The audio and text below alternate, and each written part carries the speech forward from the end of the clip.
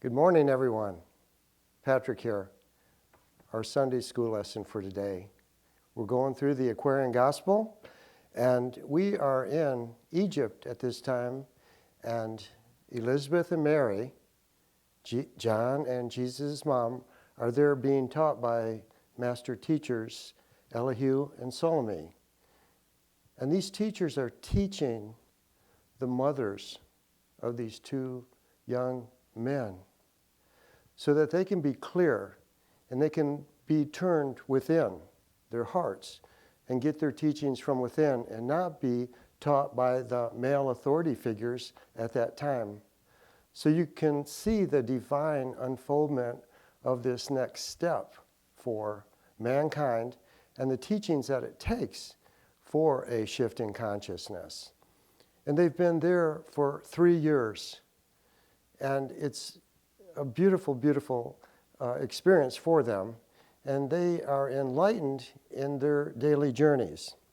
And some of the lessons that they give are very user-friendly for us today. But really, they are the teachers of John and Jesus because they're going to have the most impact on them as they're growing up. So last week I talked about studying self, lower self, higher self, and then to study self again to really get that clarity and understanding of who we truly are and our true potential. And so that was in chapter 8. In chapter 9, Salome is going to teach the ladies this morning. Salome taught the lesson of the day. She said, "All times are not alike. Today the words of man may have the greatest power. Tomorrow woman teaches best." And that's a pretty profound statement for that moment in time because women and children really didn't have any rights. They were property of the men. And so they're being taught, they're being recognized for the gift that they have. That feminine aspect, that wisdom that they have to share is very important. And it's a right brain access of God expression that's really needed on the planet. So today the words of man may have the greatest power. Tomorrow women teaches best. And as we look at that aspect, and even with consciousness, and we talk about our left brain and right brain, and the left brain representing the male aspect with reason and logic and action, and the female being the right brain, intuition, intuitive aspect of God, creativity, connection with God. So there is a time to be open and receptive to God's guidance and inspiration and love. And then there's a time to take action with that guidance. And I think that's what this lesson can really teach us, that to take the time to be aware, connect with that feminine aspect, that creator aspect, our intuition, that inner knowing. And then when we get guidance, we get a plan, that action figure, that left brain, logic, reasonable force in the world to make it happen.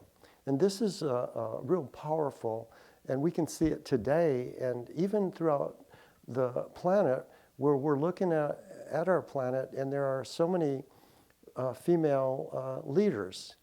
And that's really something because back in these olden days, it was a pretty masculine patriarchal system that was in power.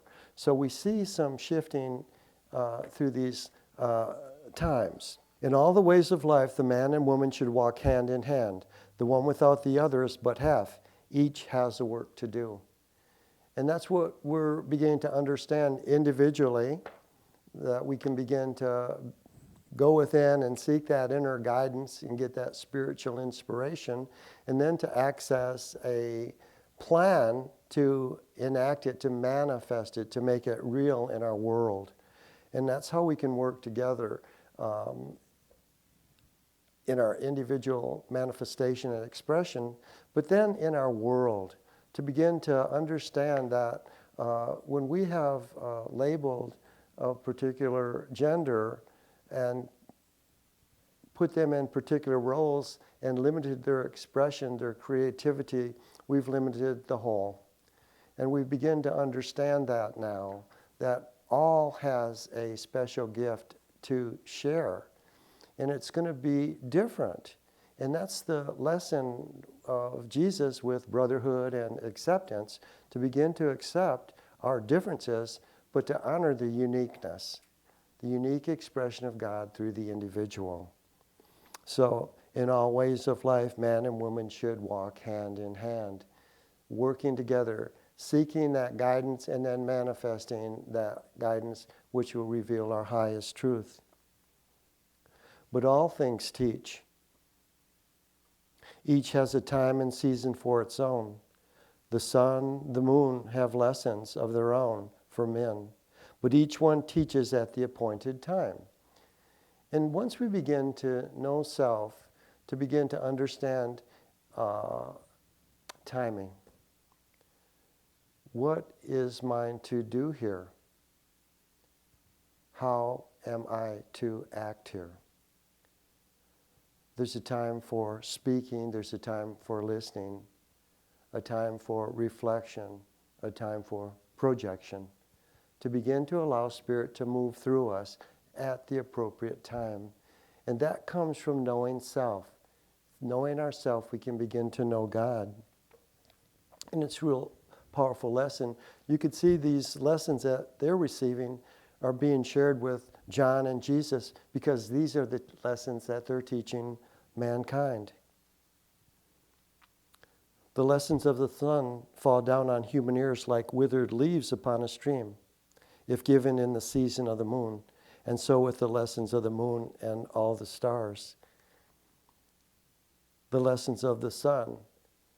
The lessons of the sun are to be taught in the light at the appropriate time, when people are ready for them.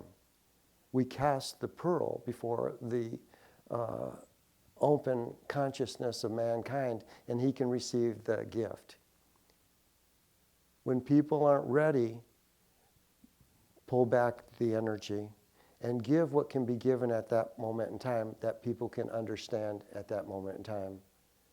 And this is beginning to follow that guidance, being aware of the energy, the information that's surrounding us. The sun and the moon have lessons of their own for men. They teach at their appointed time. To begin to understand that, and that's what brings balance into our life. Today one walks in gloom, downhearted and oppressed. Tomorrow the same one is filled with joy. We know that to be true of ourselves. We know that to be true of others. To go within our heart and seek the guidance of, why am I feeling this way? Or just being compassionate and empathetic to another who might be having a hard day. The lessons that we can give from the feminine, intuitive, creative aspect could be enlightening and uplifting. And maybe the lessons that we give from that male aspect would be a directive or a guidance. And some people just need a smile and a hug and love. And others might need that guidance. And to begin to understand, each has its appropriate time. I think this is a powerful lesson. I think it's a simple lesson that we can all look at and use in our lives. So as we go forth this week, let's seek balance. Seek to balance our inner male and our inner female. Seek to balance our relationship with spirit and our relationship with matter. And then as we walk, we can truly reveal the truth I am. Thank you. Talk to you next week.